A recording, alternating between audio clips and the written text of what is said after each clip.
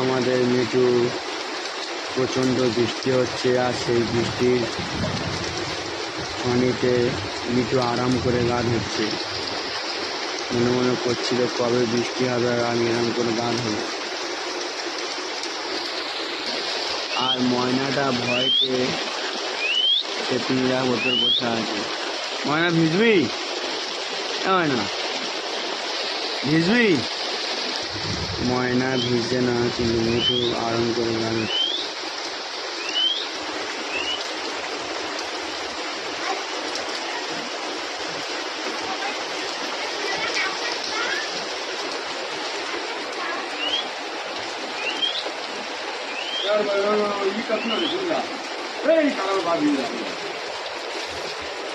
এইটা শুনে না, এটা